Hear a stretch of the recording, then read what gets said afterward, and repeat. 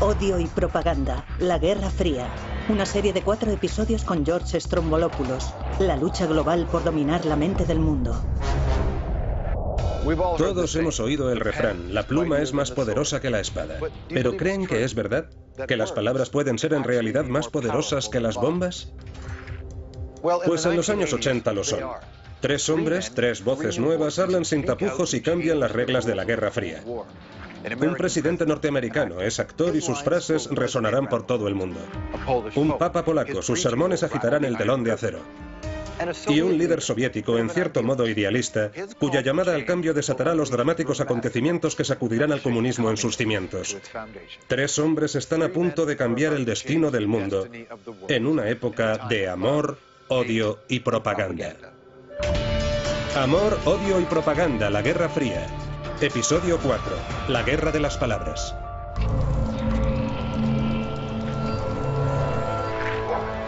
...1982, Manchester, Maine, una pequeña ciudad en el nordeste de los Estados Unidos. Como en cualquier ciudad pequeña de cualquier parte, los grandes problemas mundiales parecen lejanos. Pero hay algo flotando en el aire. Miedo. Ese miedo impulsa a Samantha Smith, de 10 años de edad, a escribir una carta. Un acto que por un instante la convertirá en la niña más famosa del planeta. Querido señor Andropov, me preocupa que Rusia y Estados Unidos entren en una guerra nuclear. Me gustaría saber por qué quiere conquistar el mundo, o al menos nuestro país. Atentamente, Samantha Smith. La carta de Samantha está dirigida a Yuri Andropov, el nuevo líder de la Unión Soviética. Pero él tiene otras cosas en que pensar. La tensión entre Estados Unidos y la Unión Soviética va en aumento y Andropov está deseando una pelea. Los soviéticos han invadido Afganistán y están desplegando cientos de misiles nucleares SS-20 por toda la Europa Oriental. Se creería que el recién nombrado presidente del Soviet Supremo de la Unión Soviética tendría otras cosas más apremiantes que hacer. Pero he aquí que 5 meses más tarde, Samantha recibió una carta. Querida Samantha, te invito a venir a nuestro país. Conocerás nuestro país y verás por ti misma que en la Unión Soviética todos están a favor de la paz y la amistad entre los pueblos. Gracias por tu carta. Yuri Andropov. De la noche a la mañana, Samantha se convierte en la chica favorita de los medios. Los canales de televisión le hacen entrevistas. Muchos norteamericanos se muestran recelosos. ¿Es la niña un mero peón de la propaganda soviética? Los Smith aceptan la invitación de Andropov, pero no sin cierta inquietud. No sabemos qué esperar. Tratamos de mantener abierta nuestra mente en cuanto a los gestos adicionales que los líderes soviéticos pudieran hacer a través de Samantha durante este viaje. Si el padre de Samantha está un poco receloso, no es el único. Sus sospechas las comparten la mayoría de los norteamericanos, incluso el presidente Ronald Reagan, un acérrimo anticomunista convencido de que la Unión Soviética es un imperio malvado que camina hacia su fin. Occidente no contendrá al comunismo. Trascenderá al comunismo. No se molestará en descartarlo o denunciarlo. Lo descartará como un capítulo extraño de la historia humana, cuyas últimas páginas están escribiendo incluso ahora. En la guerra contra el comunismo no es sorprendente que Reagan se vea a sí mismo en el papel de héroe, un papel que ha representado muchas veces cuando era actor en Hollywood. Mala suerte, hijo. Supongo que no todos podemos tener encanto y además ser guapos. Ha sido una estrella del fútbol, un agente del FBI y un sensato sheriff en un clásico del oeste. De acuerdo, chicos, ya es suficiente. ¡Solo queremos a Durango! No vais a tenerlo. ¿Queríais ley y orden en este pueblo? Lo tenéis. De todos sus papeles, su favorito con diferencia es el del vaquero que lucha por la justicia. Cuando entró en política, esta fue la imagen que quiso promover. Ustedes y yo tenemos el coraje de decirles a nuestros enemigos que hay un premio que no pagaremos, que hay un punto más allá del cual no deben avanzar. Los años de Reagan como actor le prepararon bien para recordar sus frases en el escenario, consiguiendo en sus apariciones imprimir en sus discursos un tinte de perfecta declamación que funcionó muy bien en esta nueva era de inmediatez televisiva. Reagan cree que la maquinaria militar soviética es más poderosa que la de Estados Unidos. Para equilibrar las cosas, bombea mucho dinero en defensa nacional.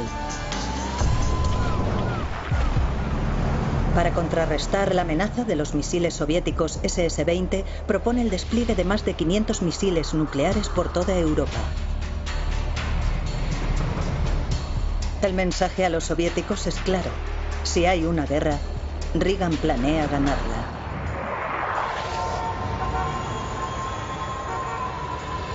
Este nuevo incremento de armas asusta muchísimo a todo el mundo. En Estados Unidos y en toda Europa, cientos de miles de personas temen al vaquero de geriátrico, con el dedo puesto en el botón nuclear. Solo en Nueva York, 750.000 personas salen a la calle. Ante la protesta masiva, Reagan comprende que tendrá que cambiar de melodía. Descubre su plan. Es el giro definitivo del arma definitiva. Un arma de paz. Es la Iniciativa de Defensa Estratégica, o SDE. Hago un llamamiento a la comunidad científica de nuestro país, a aquellos que nos suministraron las armas nucleares, a que ahora hagan uso de su gran talento para la causa de la humanidad y de la paz mundial, a que nos proporcionen la manera de hacer que estas armas nucleares se vuelvan impotentes y obsoletas. Reagan imagina una especie de escudo antimisiles, un paraguas que proteja a Estados Unidos en caso de un ataque nuclear. Parece algo sacado de una película de ciencia ficción. Y por supuesto, ¿cómo será conocida? Como la Guerra de las Galaxias.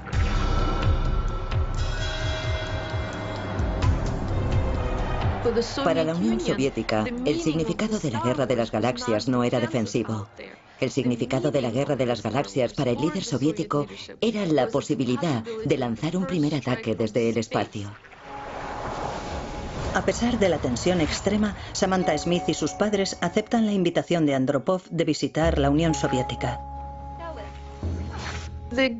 A la niña la invitaron quizá con un doble propósito, como una forma de propaganda dirigida hacia nuestros propios ciudadanos para demostrarles que en la Unión Soviética somos muy abiertos. Queremos que los niños norteamericanos se comuniquen con nuestros niños. Y también va dirigida hacia los Estados Unidos, con la esperanza de que el pueblo norteamericano responda a este gesto de invitar a la niña a que conozca a los líderes soviéticos.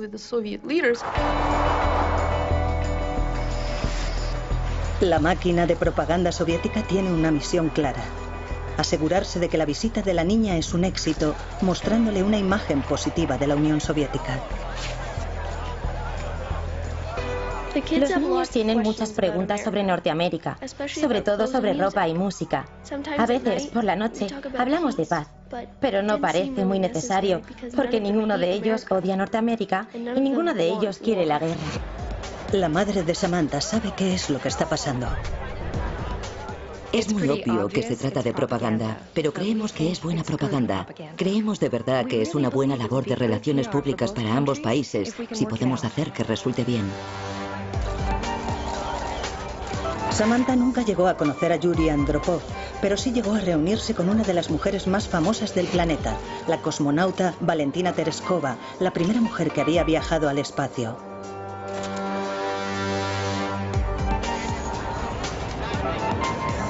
Tras 2 semanas en la Unión Soviética, Samantha Smith se dirige a casa con un mensaje para los norteamericanos. El pueblo soviético no quiere la guerra. Son muy parecidos a nosotros y no quieren nada malo para el mundo.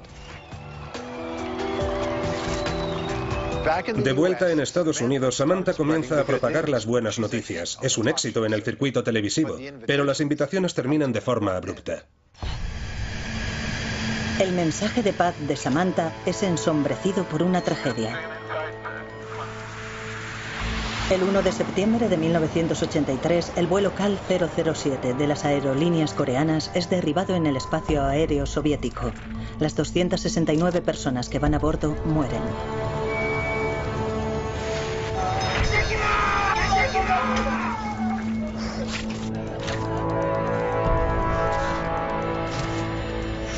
Doce horas más tarde, los soviéticos oficialmente anuncian que una nave no identificada había invadido su espacio aéreo.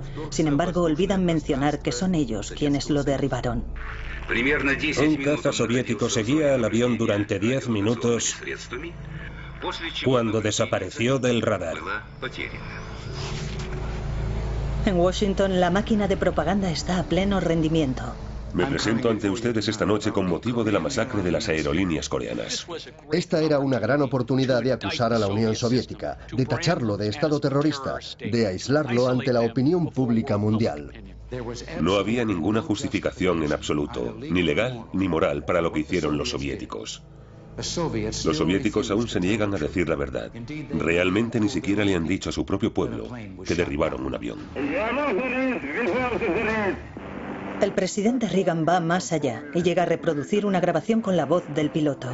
Es la prueba, dice, de que el KAL 007 fue derribado deliberadamente. El objetivo está destruido. Pero Reagan no está contando toda la historia. En la grabación original, el piloto soviético les pide repetidamente a los pilotos del KAL que se identifiquen. Ellos no responden. Lanza un disparo de aviso. Y nada, por lo que supone que debe de ser un avión espía. En este momento derriba el avión. En la cinta que los norteamericanos comparten con el mundo, estos momentos cruciales de la grabación convenientemente faltan. La versión manipulada de la grabación da a Reagan lo que quiere. La destrucción del KAL 007 hace que los soviéticos parezcan los malos. Que los soviéticos derribaran un avión civil mueve a la gente a preguntarse si no considerarán emplear los misiles nucleares. Esto tiene el efecto no solo de legitimar la ofensiva del presidente Reagan contra la Unión Soviética, sino también el de silenciar las numerosas críticas contra Reagan por su crecimiento armamentístico. 2 meses más tarde, sin apenas hallar resistencia por parte de los pacifistas, los norteamericanos logran su objetivo: instalar misiles en Europa Occidental.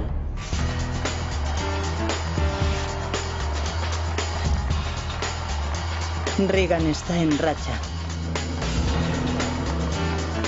En 1984 se presenta una segunda elección como presidente. El eslogan de su campaña, Norteamérica ha vuelto. Reagan gana por goleada. Solo diré, ya saben, los buenos hábitos son difíciles de cambiar. Unos meses más tarde, Samantha Smith y su padre mueren en un avión. 1000 personas asisten al funeral de la pequeña que predicó la paz en el imperio del mal.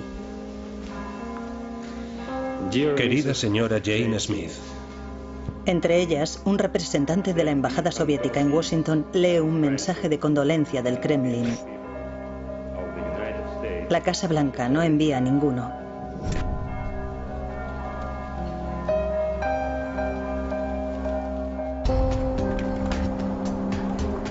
Es difícil imaginar la vida en Polonia en los años 70. La economía de ese país del bloque oriental está en la ruina y hay escasez de todo. María Sova se levanta a las 4 de la mañana para ponerse a la cola. Incluso en pleno invierno aguanta la intemperie durante horas. Hacer cola es casi como un segundo trabajo. Después de trabajar, venimos a casa, comemos rápido y volvemos corriendo a ponernos en la cola. A veces ni siquiera nos molestamos en ir a casa porque vemos que la cola se ha formado ya. Así que nos ponemos en la cola. No importa lo que vendan. Estamos en fila a veces hasta que cierra la tienda. En Polonia la vida es dura. El precio de la carne es el doble que en la Europa occidental. Los zapatos cuestan 5 veces más. La lista de espera para un apartamento es de 12 años. El país ha quedado atrapado detrás del telón de acero durante más de 3 décadas y los polacos no tienen mucha esperanza.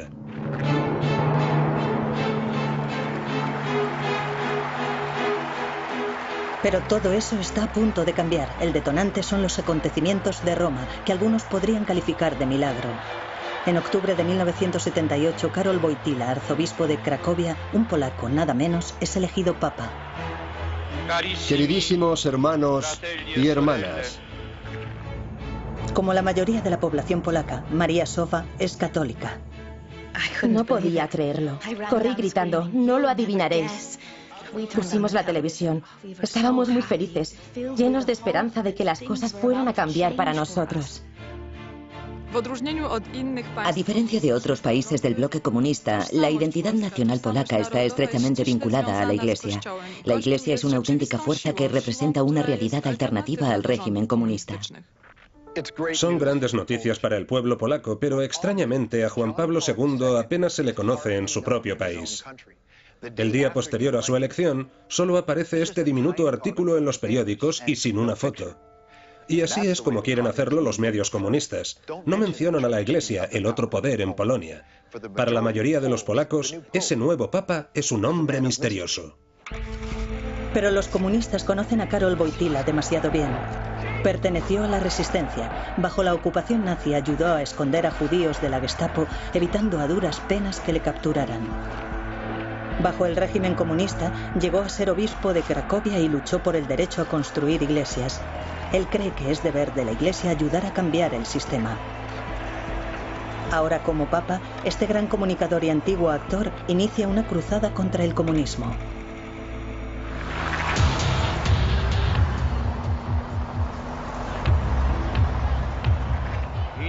En el nombre del Padre, y del Hijo, y del Espíritu Santo.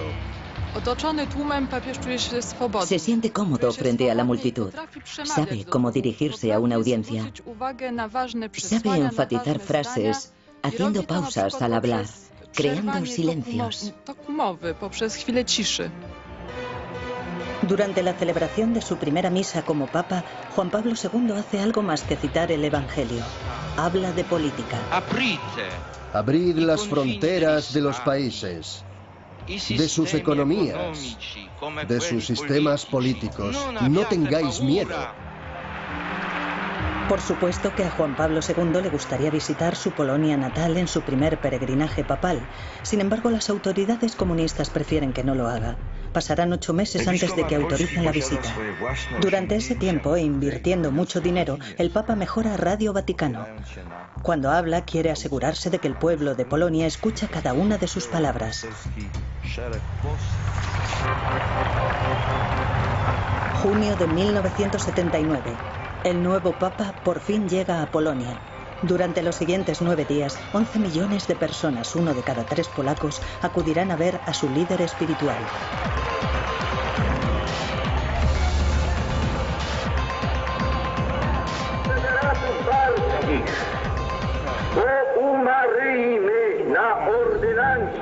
No es sorprendente que el gobierno comunista haga lo posible por minimizar el impacto del Papa. Las cámaras de la televisión nacional evitan mostrar a las multitudes. Y los micrófonos están colocados cerca del Papa para impedir que capten los aplausos. A pesar de la censura, todo el mundo sabe lo que está pasando. Miles de personas sintonizan la retransmisión por onda corta de Radio Vaticano.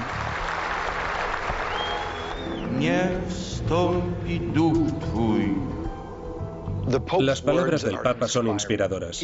No debería hablar de política en público, pero sabe cómo esquivar las normas. Sus sermones son nada menos que mensajes en código. Y la gente sabe leer entre líneas. Que tu espíritu descienda y renueve la faz de la tierra. La faz de esta tierra. Cuando el Papa dijo que descienda tu espíritu y que Él renueve esta tierra, todo el mundo entendió de inmediato lo que significaba, que era derrocar al comunismo. Renovar esta tierra significaba el cambio del sistema. María Sowa tiene una hija pequeña, Marcy. Uno de los primeros regalos que Marcy recibe es un proyector de diapositivas para que pueda ver las imágenes del hombre que está devolviéndole la esperanza a Polonia. Años más tarde, los acontecimientos que pronto agitarían Polonia la llevarán a escribir sus memorias en forma de novelas gráficas. Creía que era la única capaz de hacer llorar a mi madre. No lo soy. El Papa también puede hacerlo. Le encantan las diapositivas de Juan Pablo II visitando Polonia. También hay un hombre con bigote llamado Lech Walesa que representa el corazón de un sindicato que se está rebelando contra las autoridades. El Papa Juan Pablo II tuvo una profunda influencia en el pensamiento de Lech Walesa, y a resultas de ello Walesa se aleja de los problemas concretos del movimiento del sindicato hacia problemas más amplios relativos a la libertad humana y a los derechos humanos, galvanizando con ello a grupos distantes entre sí por toda Polonia.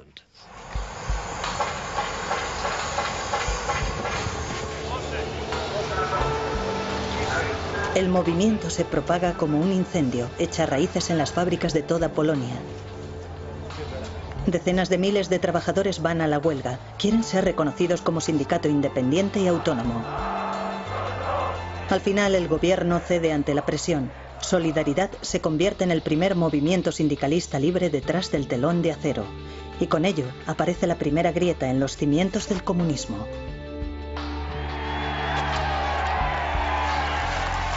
Cuando Walesa firma el nuevo acuerdo, muy oportunamente lo hace con un enorme bolígrafo con la imagen ¿de quién?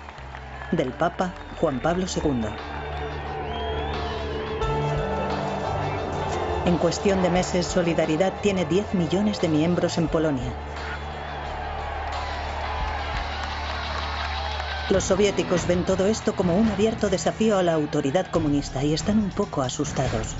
Moscú envía un mensaje claro: maniobras militares muy publicitadas en las fronteras de Polonia.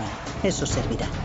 Al enviar tanques a la frontera polaca, Moscú propaga el miedo recurriendo al fantasma de Budapest y Praga. Si no podéis resolver vuestros problemas o poner en orden vuestra casa, es posible que haya una intervención.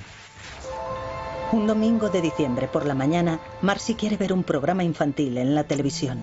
Antes de ir a la iglesia, mis padres siempre ponen la televisión. Pero hoy no hay imágenes. Mi padre piensa que es un cable suelto. Desconecta los cables, los sopla y vuelve a enchufarlo todo. Pero solo hay electricidad estática. De pronto, las imágenes vuelven.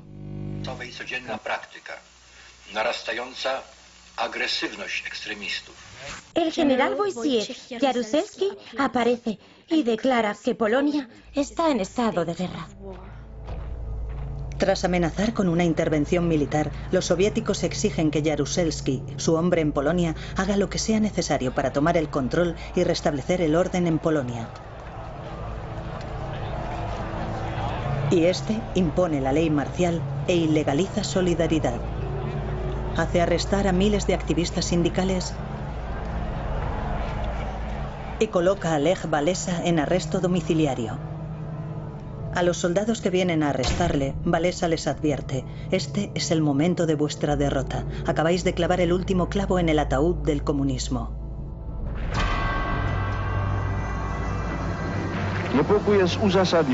El Papa Juan Pablo es muy consciente de que el mundo entero le está observando y escuchando cuando da su audiencia pública semanal. Denuncia las duras medidas de la ley marcial en Polonia, primero en polaco, luego en italiano, y por si hay alguna duda, trata de confirmarlo con los periodistas reunidos.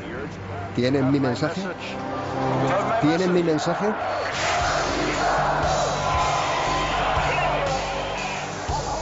En Polonia, Solidaridad contraataca, pero tiene que operar en absoluto secreto.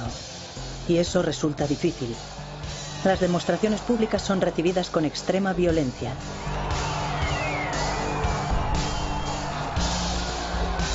No hay atajos en el camino hacia la libertad.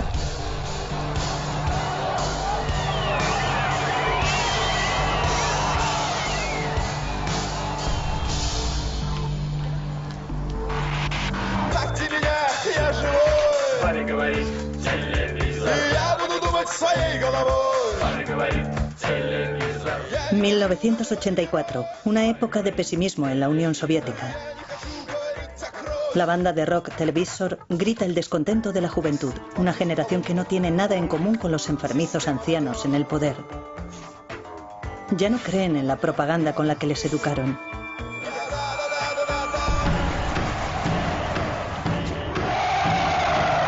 Hay un nuevo jefe en el Kremlin Y eso significa un cambio.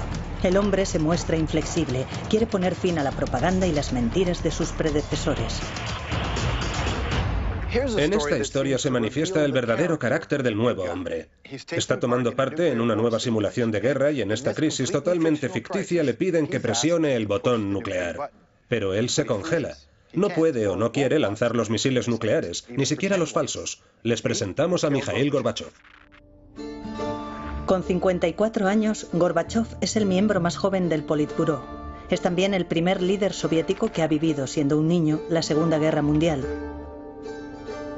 Su familia sobrevivió a la ocupación alemana y al reinado del terror de Stalin. Esas experiencias moldearon al hombre. Cuando sube al poder, Gorbachev se muestra muy diferente. De pronto llega un hombre que habla con libertad, que sonríe, sale de su coche y pasea por la calle, habla con la gente, toca a la gente. Y eso es increíble.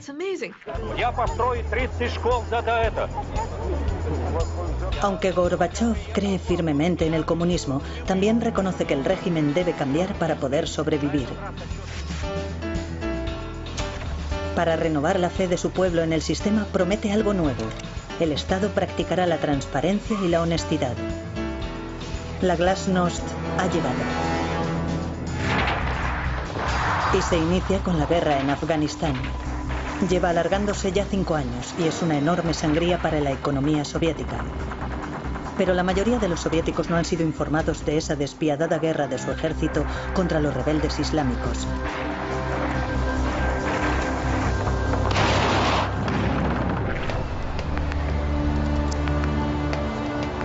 Andrei Kryukov, de 18 años de edad, aún cree en el socialismo. Parte a Afganistán con el sueño de convertirse en un héroe, como esos valientes jóvenes que aparecen en los medios. Los periódicos cubren actos de coraje, de generosa asistencia y ayuda a la población afgana. Proporcionan alimentos. Eso es lo que se lee en los periódicos. Tras 9 meses de entrenamiento, Andrei aterriza en Afganistán. La guerra romántica es reemplazada con rapidez por la realidad. Ve la verdad que se esconde detrás de la propaganda. Pocas semanas después de su llegada, el joven que ha soñado con convertirse en un héroe escribe a su madre. En 77 días estaré en la mitad de mi periodo militar. Estoy impaciente por estar en nuestra madre patria otra vez. Sería estupendo caminar por allí con una mochila en lugar de mi saco del ejército. Escríbeme lo antes posible. Adiós, Andrei. Solo unas horas después de escribir la carta, Andrei murió.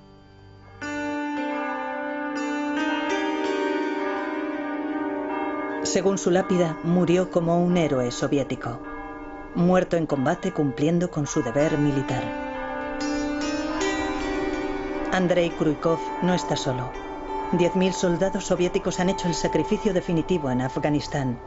La fea verdad de esta guerra empieza a filtrarse. Los veteranos comienzan a volver a casa, pero hablan de las horribles atrocidades que también cometen las tropas soviéticas. Cada vez más soldados regresan diciendo que es un crimen lo que estamos haciendo allí. Gorbachev sabe que la propaganda ya no puede seguir ocultando la verdad. Empieza a hablar abiertamente de la guerra, incluso lo llama una herida abierta. Pero Gorbachev pronto descubrirá que no es nada fácil realizar un cambio en la Unión Soviética. Gorbachev reconocía la necesidad y el deseo de hacer cambios en la Unión Soviética. Quería abrir la sociedad soviética para hacerla más transparente. Pero se enfrentaba a un enorme gigante político y burocrático que de hecho detendría sus reformas en seco.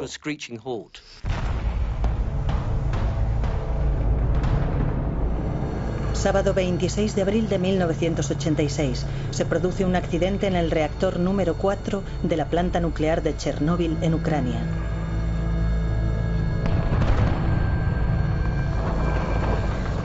Una explosión masiva libera una radiación equivalente a 10 bombas nucleares. Es el peor desastre nuclear de la historia y una verdadera catástrofe para la política de apertura de Gorbachev.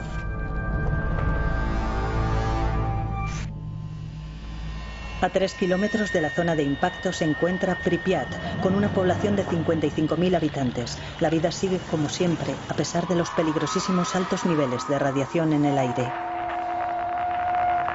Sus efectos pueden verse claramente en un documental rodado aquel día.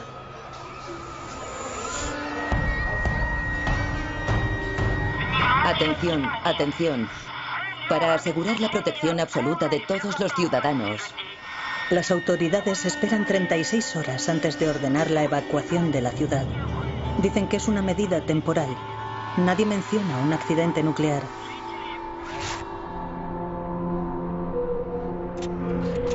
Una nube radiactiva se extiende rápidamente por Europa. Los técnicos de una planta nuclear de Suecia advierten niveles anormalmente altos de radiación.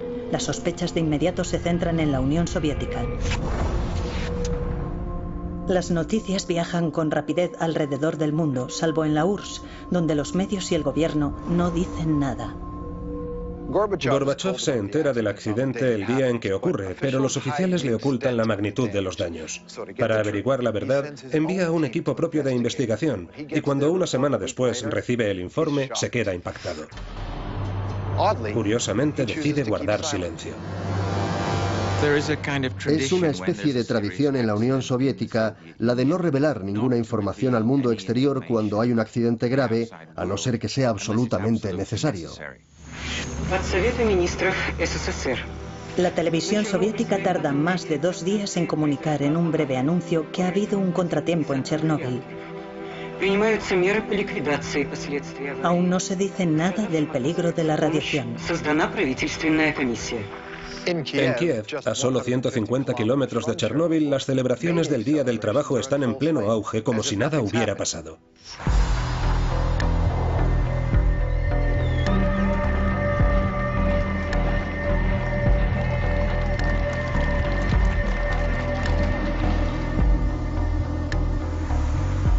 Zoya Gulko es físico nuclear en el Centro de Investigación de Kiev.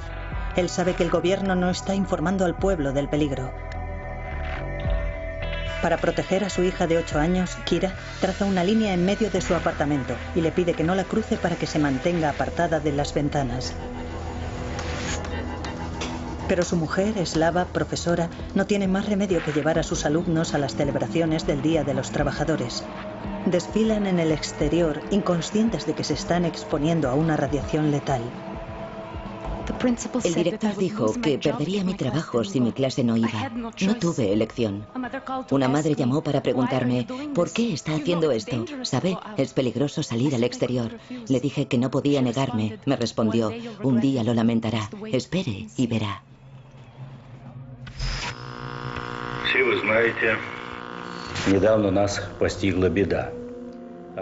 Mikhail Gorbachev por fin se dirige al pueblo de la Unión Soviética, 18 días después del accidente.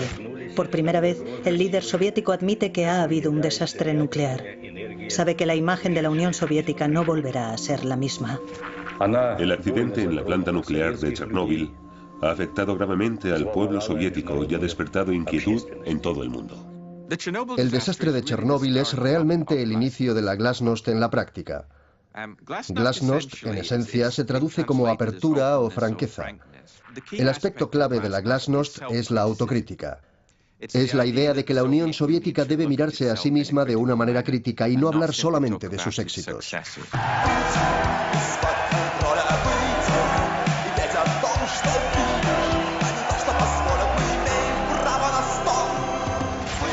Mikhail Borsíkin y su banda Televisor toman la palabra Gorbachev. Gracias a la glasnost pueden expresar su descontento, incluso con mayor libertad. Toda idea de control de pronto se hizo irreal. A nadie le importó un comino ya. En el siguiente festival cantamos canciones mucho más fuertes, pero ninguno de los controladores dijo nada porque esta vez no estábamos solos. La glasnost alcanza un estado de agitación extrema en la Unión Soviética.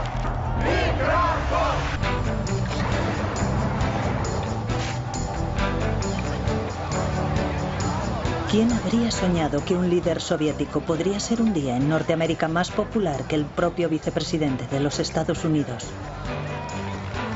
Pues eso es exactamente lo que pasó cuando el señor Gorbachev fue a Washington y decidió dar un paseo. ¿Qué piensa usted de Gorbachov? Ese hombre es un genio de las relaciones públicas. Saltar de un coche de esa manera, increíble. Cuando Gorbachov llegó a Norteamérica, fue recibido como un héroe por el pueblo norteamericano, porque el mensaje que proyectaba era de esperanza.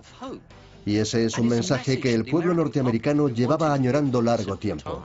Mal aconsejado habría estado el presidente Reagan si hubiera ido contra esos sentimientos. El 8 de diciembre de 1987, la Guerra Fría toma un nuevo giro, ya que Ronald Reagan por fin cambia el tono. A menudo he sentido que nuestros pueblos deberían haber sido mejores amigos desde hace mucho tiempo. El odio se ha convertido en amor.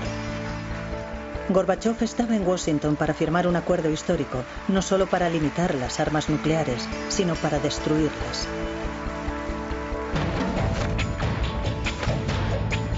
Gorbachov representa la esperanza del cambio y la gente lo siente así en Estados Unidos y también dentro del propio imperio soviético. Incluso también en las manifestaciones de Polonia, aunque tal vez no dieran esa impresión a primera vista.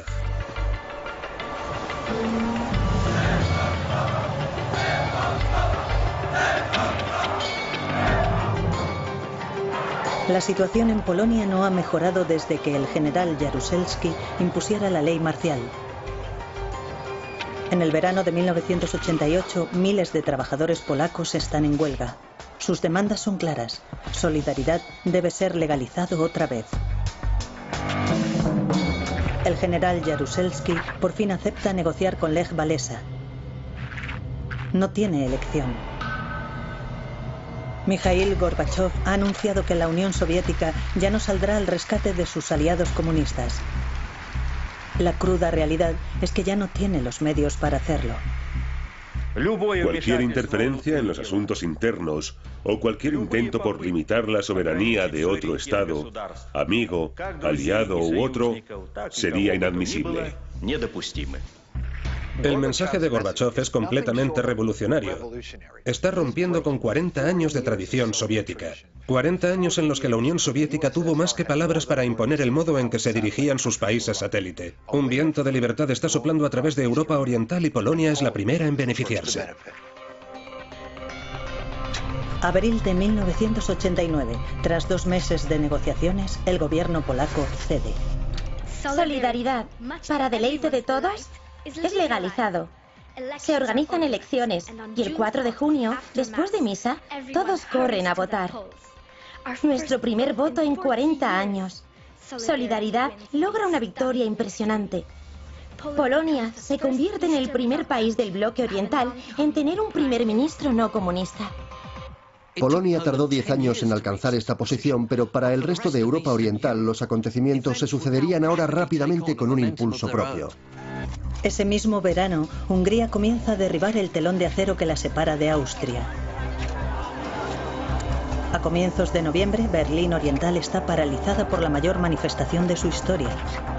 El 9 de noviembre, el símbolo más famoso de la Guerra Fría, el muro de Berlín, cae con estrépito. De vuelta en Polonia, Marcy está pegada a la televisión. Es como si todos los muros de mi edificio cayeran con él, como si todos los apartamentos se hubieran convertido en uno y todas las puertas estuvieran abiertas. Habíamos abierto la puerta a la libertad. Estábamos reuniéndonos todos con los brazos y el corazón abiertos de par en par. La caída del muro de Berlín tuvo un efecto dominó en los países satélites soviéticos. El poder comunista es barrido. En Hungría, Bulgaria, Checoslovaquia y Rumanía.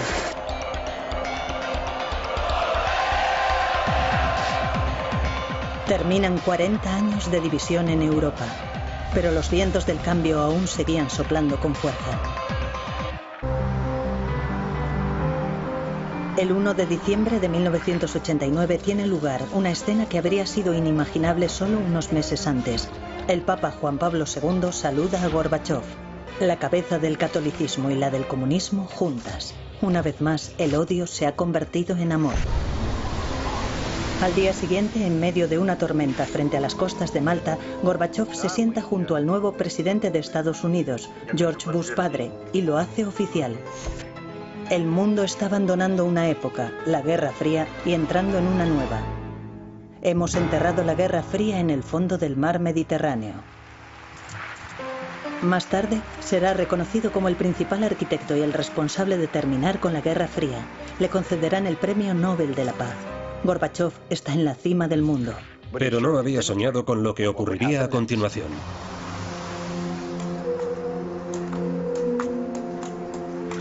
De vuelta en casa, el emperador va sin ropa y el imperio se está desintegrando. La economía soviética está en ruinas y los ciudadanos de Moscú no están de humor para el amor.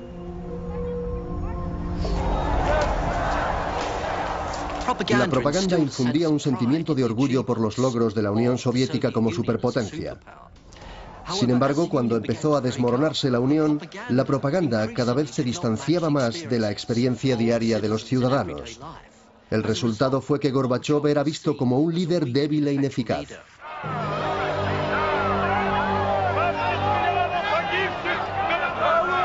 En el desfile del Día del Trabajo, Gorbachov es acosado por la multitud.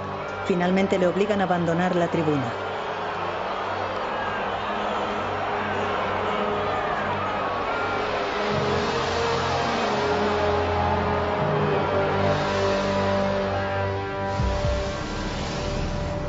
El 25 de diciembre de 1991, Mikhail Gorbachov es barrido por la ola de reformas que él mismo ha propiciado. No tiene otra elección más que dejar el cargo. Renuncio a mi puesto de primer ministro de la Unión Soviética. Al día siguiente, la Unión Soviética dejó de existir. Después de 45 años de tensión e innumerables vidas perdidas en terribles guerras por el poder, Norteamérica es el último hombre en pie y, por lo tanto, el ganador de la Guerra Fría. La propaganda se convirtió en una herramienta de enfrentamiento en una guerra que ninguna de las superpotencias podía ganar en un sentido militar. La retórica de la propaganda llevó al mundo al borde del abismo, pero también aseguró que las dos superpotencias jamás se enfrentarían en un conflicto nuclear. Cuando tiraron el muro de Berlín, la propaganda soviética de la Guerra Fría quedó en silencio. En Occidente, por otra parte, la victoria definitiva reivindicó una larga y costosa guerra que fue apuntalada de principio a fin por amor, odio y propaganda.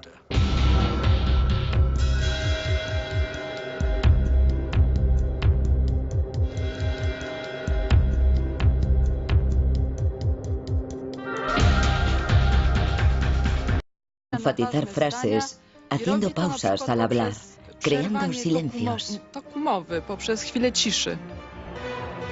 Durante la celebración de su primera misa como papa, Juan Pablo II hace algo más que citar el Evangelio.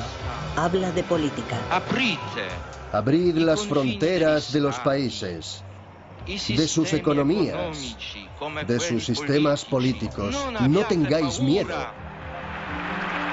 Por supuesto que a Juan Pablo II le gustaría visitar su Polonia natal en su primer peregrinaje papal. Sin embargo, las autoridades comunistas prefieren que no lo haga. Pasarán 8 meses antes de que autoricen la visita. Durante ese tiempo, e invirtiendo mucho dinero, el Papa mejora Radio Vaticano. Cuando habla, quiere asegurarse de que el pueblo de Polonia escucha cada una de sus palabras. Junio de 1979. El nuevo Papa por fin llega a Polonia. Durante los siguientes 9 días, 11 millones de personas, 1 de cada 3 polacos, acudirán a ver a su líder espiritual.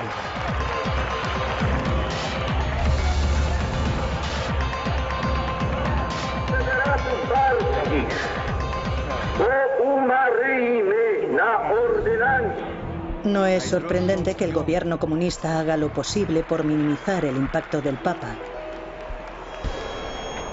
Las cámaras de la televisión nacional evitan mostrar a las multitudes y los micrófonos están colocados cerca del Papa para impedir que capten los aplausos. A pesar de la censura, todo el mundo sabe lo que está pasando. Miles de personas sintonizan la retransmisión por onda corta de Radio Vaticano.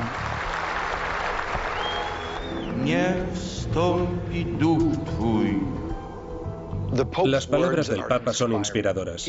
No debería hablar de política en público, pero sabe cómo esquivar las normas. Sus sermones son nada menos que mensajes en código.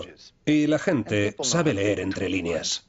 Que tu espíritu descienda y renueve la faz de la tierra. La faz de esta tierra. Cuando el Papa dijo que descienda tu espíritu y que Él renueve esta tierra, todo el mundo entendió de inmediato lo que significaba, que era derrocar al comunismo. Renovar esta tierra significaba el cambio del sistema. María Sofa tiene una hija pequeña, Marcy. Uno de los primeros regalos que Marcy recibe es un proyector de diapositivas para que pueda ver las imágenes del hombre que está devolviéndole la esperanza a Polonia. Años más tarde, los acontecimientos que pronto agitarían Polonia la llevarán a escribir sus memorias en forma de novelas gráficas. Creía que era la única. Occidental. Los zapatos cuestan 5 veces más. La lista de espera para un apartamento es de 12 años. El país ha quedado atrapado detrás del telón de acero durante más de 3 décadas y los polacos no tienen mucha esperanza.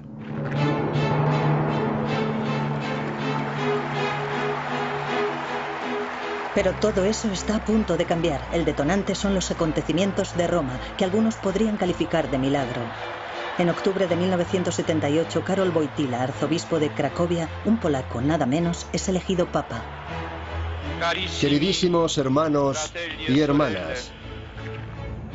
Como la mayoría de la población polaca, María Sofa es católica.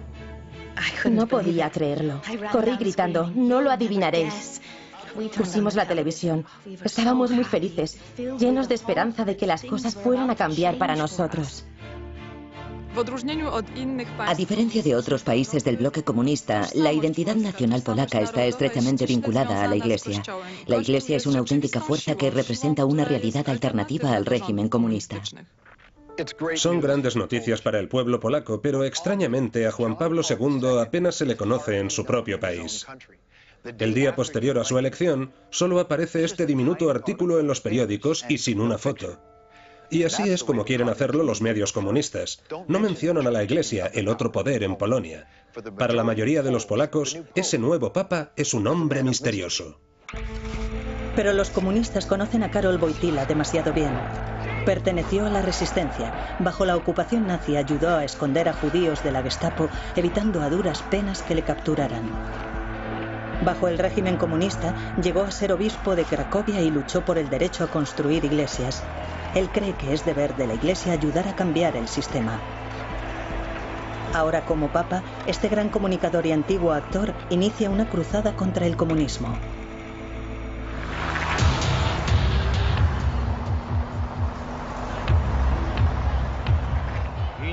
En el nombre del Padre, y del Hijo, y del Espíritu Santo.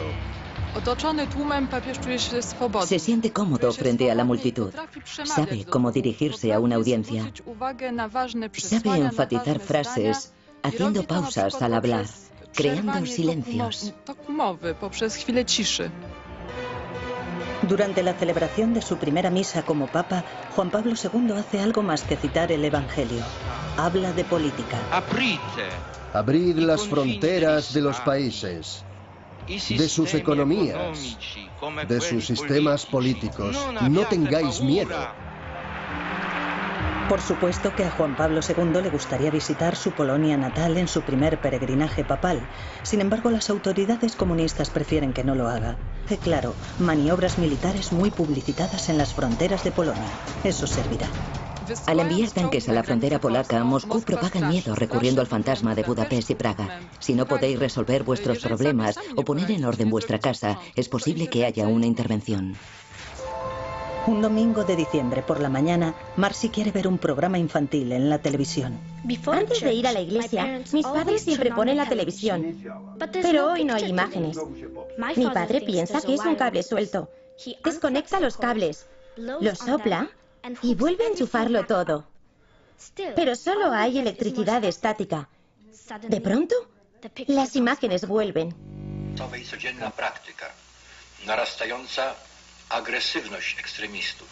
El general Wojciech Jaruzelski aparece y declara que Polonia está en estado de guerra. Tras amenazar con una intervención militar, los soviéticos exigen que Jaruzelski, su hombre en Polonia, haga lo que sea necesario para tomar el control y restablecer el orden en Polonia. Y este impone la ley marcial e ilegaliza Solidaridad. Hace arrestar a miles de activistas sindicales y coloca a Lech Walesa en arresto domiciliario. A los soldados que vienen a arrestarle, Walesa les advierte: este es el momento de vuestra derrota. Acabáis de clavar el último clavo en el ataúd del comunismo.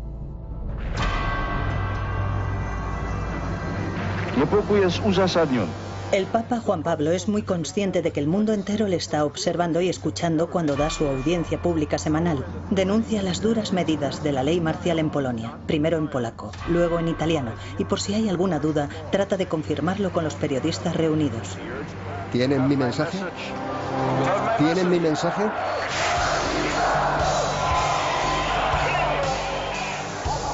En Polonia, Solidaridad contraataca, pero tiene que operar en absoluto secreto. Y eso resulta difícil. Las demostraciones públicas son recibidas con extrema violencia.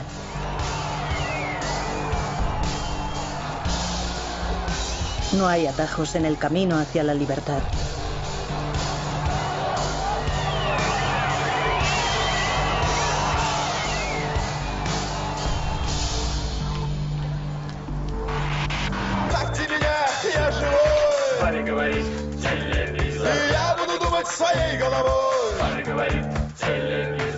En 1984, una época de pesimismo en la Unión Soviética.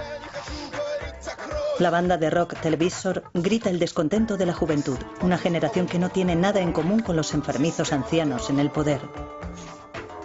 Ya no creen en la propaganda con la que... Los deberían haber sido mejores amigos desde hace mucho tiempo. El odio se ha convertido en amor.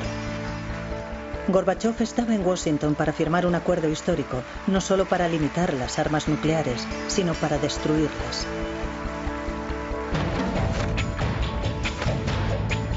Gorbachev representa la esperanza del cambio y la gente lo siente así en Estados Unidos y también dentro del propio imperio soviético. Incluso también en las manifestaciones de Polonia, aunque tal vez no dieran esa impresión a primera vista.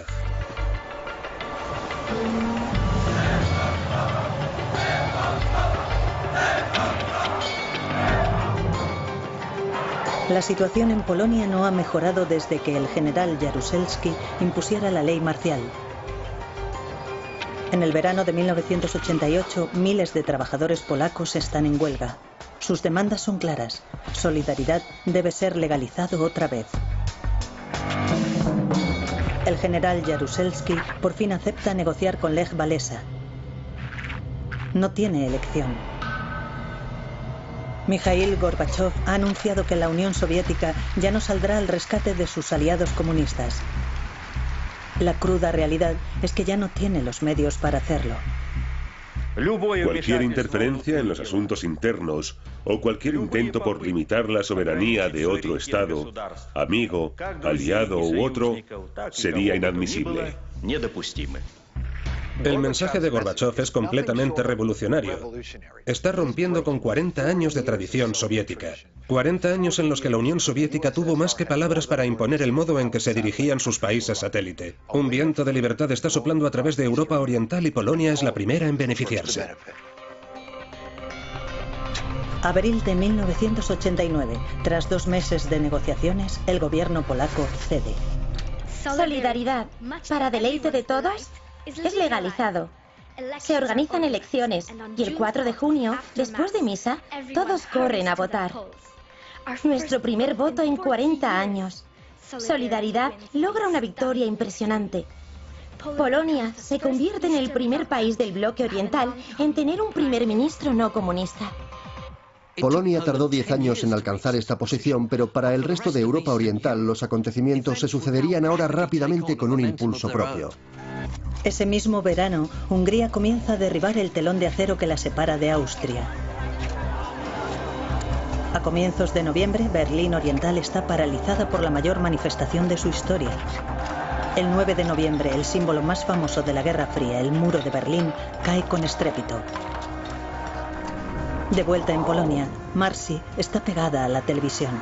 Es como si todos los muros de mi edificio cayeran.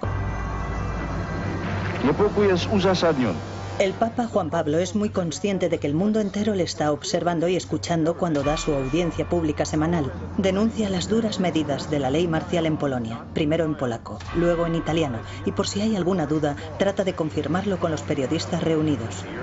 ¿Tienen mi mensaje? ¿Tienen mi mensaje?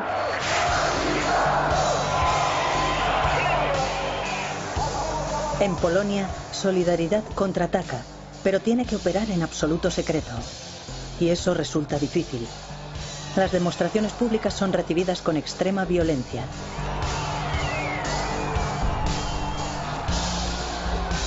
No hay atajos en el camino hacia la libertad.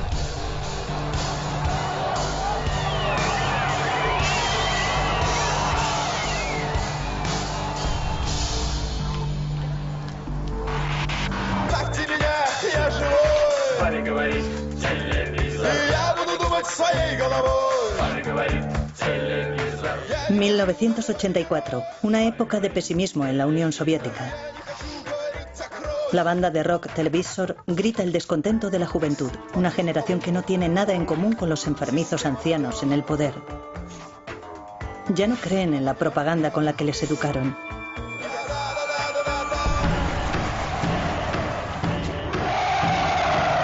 Hay un nuevo jefe en el Kremlin, y eso significa un cambio. El hombre se muestra inflexible, quiere poner fin a la propaganda y las mentiras de sus predecesores. En esta historia se manifiesta el verdadero carácter del nuevo hombre. Está tomando parte en una nueva simulación de guerra y en esta crisis totalmente ficticia le piden que presione el botón nuclear. Pero él se congela. No puede o no quiere lanzar los misiles nucleares, ni siquiera los falsos. Les presentamos a Mikhail Gorbachev. Con 54 años, Gorbachev es el miembro más joven del Politburó. Es también el primer líder soviético que ha vivido, siendo un niño, la Segunda Guerra Mundial. Su familia sobrevivió a la ocupación alemana y al reinado del terror de Stalin. Esas experiencias moldearon al hombre. Cuando sube al poder, Gorbachev se muestra muy diferente. De pronto llega un hombre que habla con libertad, que sonríe, sale de su coche y pasea por la calle, habla con la gente, toca a la gente. Y eso es increíble.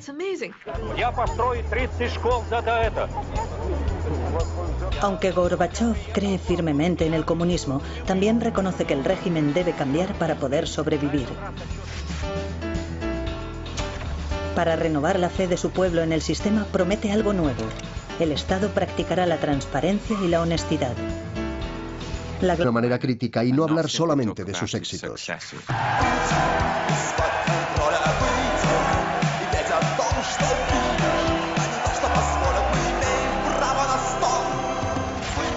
Mikhail Borsíkin y su banda Televisor toman la palabra Gorbachev.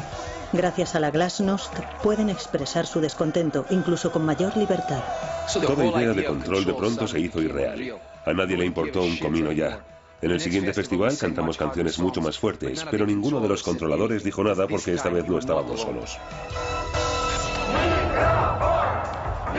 La Glasnost alcanza un estado de agitación extrema en la Unión Soviética.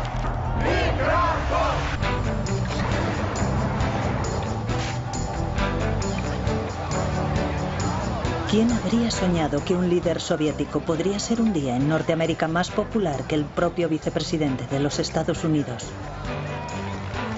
Pues eso es exactamente lo que pasó cuando el señor Gorbachev fue a Washington y decidió dar un paseo. ¿Qué piensa usted de Gorbachev? Ese hombre es un genio de las relaciones públicas. Saltar de un coche de esa manera, increíble. Cuando Gorbachev llegó a Norteamérica, fue recibido como un héroe por el pueblo norteamericano, porque el mensaje que proyectaba era de esperanza. Y ese es un mensaje que el pueblo norteamericano llevaba añorando largo tiempo. Mal aconsejado habría estado el presidente Reagan si hubiera ido contra esos sentimientos. El 8 de diciembre de 1987, la Guerra Fría toma un nuevo giro, ya que Ronald Reagan por fin cambia el tono. A menudo he sentido que nuestros pueblos deberían haber sido mejores amigos desde hace mucho tiempo. El odio se ha convertido en amor. Gorbachev estaba en Washington para firmar un acuerdo histórico, no solo para limitar las armas nucleares, sino para destruirlas.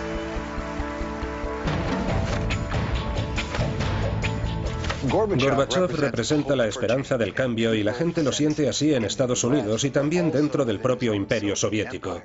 Incluso también en las manifestaciones de Polonia, aunque tal vez no dieran esa impresión a primera vista.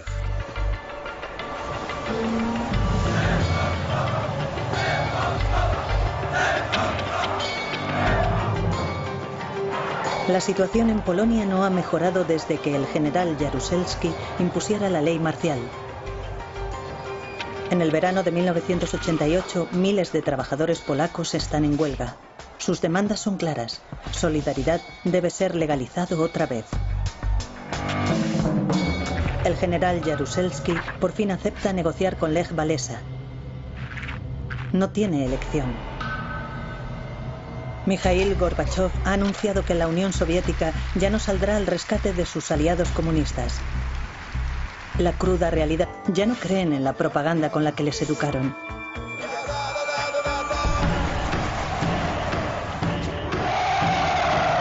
Hay un nuevo jefe en el Kremlin, y eso significa un cambio.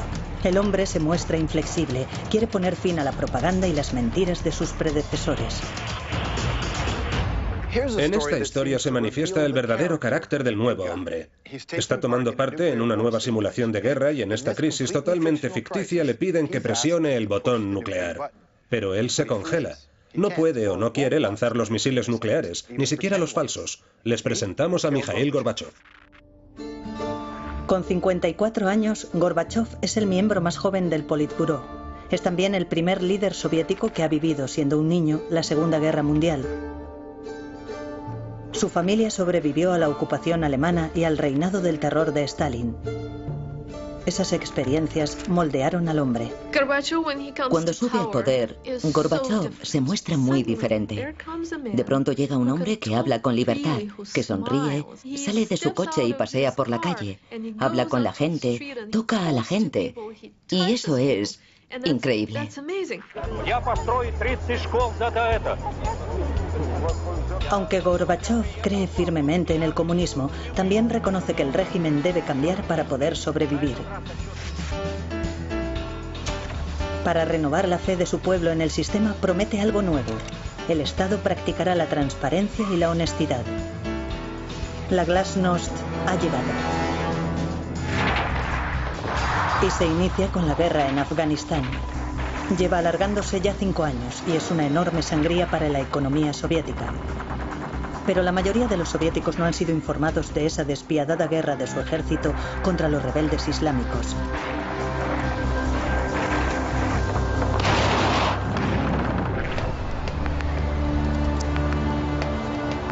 Andrei Kruikov, de 18 años de edad, aún cree en el socialismo. Parte a Afganistán con el sueño de convertirse en un héroe, como esos valientes jóvenes que aparecen en los medios. Los periódicos cubren actos de coraje, de generosa asistencia y ayuda a la población afgana. Proporcionan alimentos. Eso es lo que se lee en los periódicos. Tras 9 meses de entrenamiento, Andrei aterriza en Afganistán. La guerra romántica es reemplazada con rapidez por la realidad. Ve la verdad que se esconde detrás de la propaganda. Pocas semanas después de su llegada, el joven que ha soñado con convertirse en un héroe escribe a su madre. En 77 días estaré en la mitad de mi periodo militar. Estoy impaciente. En esta historia se manifiesta el verdadero carácter del nuevo hombre. Está tomando parte en una nueva simulación de guerra y en esta crisis totalmente ficticia le piden que presione el botón nuclear. Pero él se congela. No puede o no quiere lanzar los misiles nucleares, ni siquiera los falsos. Les presentamos a Mikhail Gorbachov. Con 54 años, Gorbachov es el miembro más joven del Politburó. Es también el primer líder soviético que ha vivido, siendo un niño, la Segunda Guerra Mundial. Su familia sobrevivió a la ocupación alemana y al reinado del terror de Stalin. Esas experiencias moldearon al hombre. Cuando sube al poder, Gorbachov se muestra muy diferente. De pronto llega un hombre que habla con libertad, que sonríe, sale de su coche y pasea por la calle, habla con la gente, toca a la gente. Y eso es increíble. Aunque Gorbachov cree firmemente en el comunismo, también reconoce que el régimen debe cambiar para poder sobrevivir. Para renovar la fe de su pueblo en el sistema, promete algo nuevo. El Estado practicará la transparencia y la honestidad. La Glasnost ha llegado. Y se inicia con la guerra en Afganistán. Lleva alargándose ya 5 años y es una enorme sangría para la economía soviética. Pero la mayoría de los soviéticos no han sido informados de esa despiadada guerra de su ejército contra los rebeldes islámicos.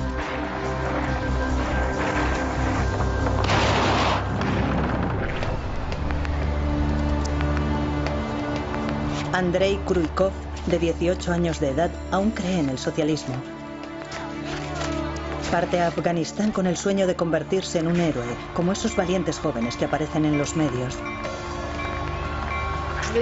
Los periódicos cubren actos de coraje, de generosa asistencia y ayuda a la población afgana. Proporcionan alimentos. Eso es lo que se lee en los periódicos. Tras 9 meses de entrenamiento, Andrei aterriza en Afganistán. La guerra romántica es reemplazada con rapidez por la realidad. Ve la verdad que se esconde detrás de la propaganda.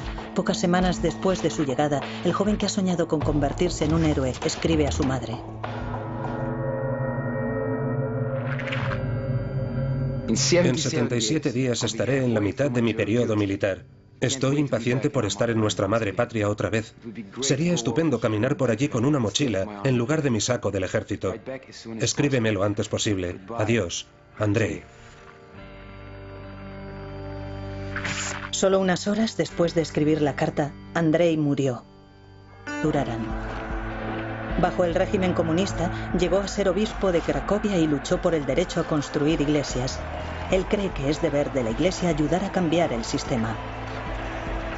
Ahora, como papa, este gran comunicador y antiguo actor inicia una cruzada contra el comunismo.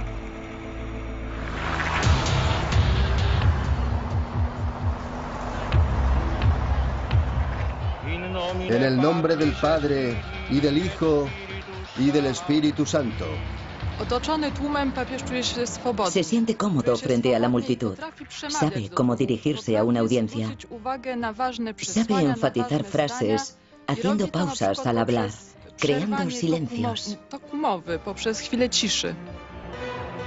Durante la celebración de su primera misa como papa, Juan Pablo II hace algo más que citar el Evangelio. Habla de política. Abrid las fronteras de los países, de sus economías, de sus sistemas políticos. No tengáis miedo. Por supuesto que a Juan Pablo II le gustaría visitar su Polonia natal en su primer peregrinaje papal. Sin embargo, las autoridades comunistas prefieren que no lo haga. Pasarán 8 meses antes de que autoricen la visita. Durante ese tiempo, e invirtiendo mucho dinero, el Papa mejora Radio Vaticano. Cuando habla, quiere asegurarse de que el pueblo de Polonia escucha cada una de sus palabras. Junio de 1979.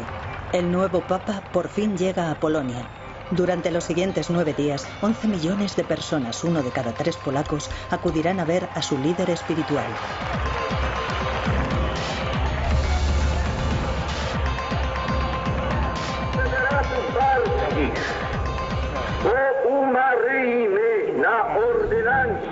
No es sorprendente que el gobierno comunista haga lo posible por minimizar el impacto del Papa. Las cámaras de la televisión nacional evitan mostrar a las multitudes y los micrófonos están colocados cerca del Papa para impedir que capten los aplausos.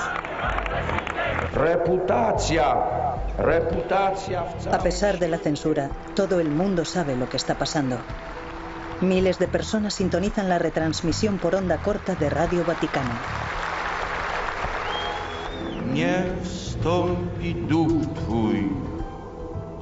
Las palabras del Papa son inspiradoras.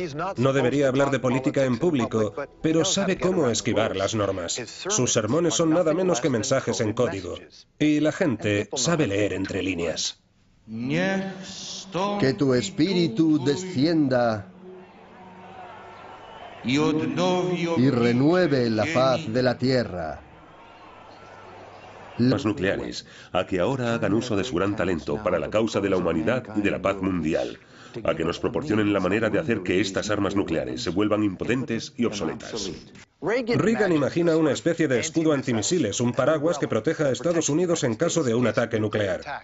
Parece algo sacado de una película de ciencia ficción. Y por supuesto, ¿cómo será conocida?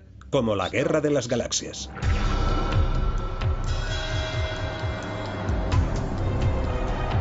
Para la Unión Soviética, el significado de la Guerra de las Galaxias no era defensivo. El significado de la Guerra de las Galaxias para el líder soviético era la posibilidad de lanzar un primer ataque desde el espacio. A pesar de la tensión extrema, Samantha Smith y sus padres aceptan la invitación de Andropov de visitar la Unión Soviética. A la niña la invitaron quizá con un doble propósito, como una forma de propaganda dirigida hacia nuestros propios ciudadanos para demostrarles que en la Unión Soviética somos muy abiertos. Queremos que los niños norteamericanos se comuniquen con nuestros niños. Y también va dirigida hacia los Estados Unidos, con la esperanza de que el pueblo norteamericano responda a este gesto de invitar a la niña a que conozca a los líderes soviéticos. La máquina de propaganda soviética tiene una misión clara: asegurarse de que la visita de la niña es un éxito, mostrándole una imagen positiva de la Unión Soviética. Los niños tienen muchas preguntas sobre Norteamérica, sobre todo sobre ropa y música. A veces, por la noche, hablamos de paz, pero no parece muy necesario, porque ninguno de ellos odia Norteamérica y ninguno de ellos quiere la guerra. La madre de Samantha sabe qué es lo que está pasando. Es muy obvio que se trata de propaganda, pero creemos que es buena propaganda. Creemos de verdad que es una buena labor de relaciones públicas para ambos países, si podemos hacer que resulte bien. Samantha nunca llegó a conocer a Yuri Andropov, pero sí llegó a reunirse con una de las mujeres más famosas del planeta, la cosmonauta Valentina Tereskova, la primera mujer que había viajado al espacio.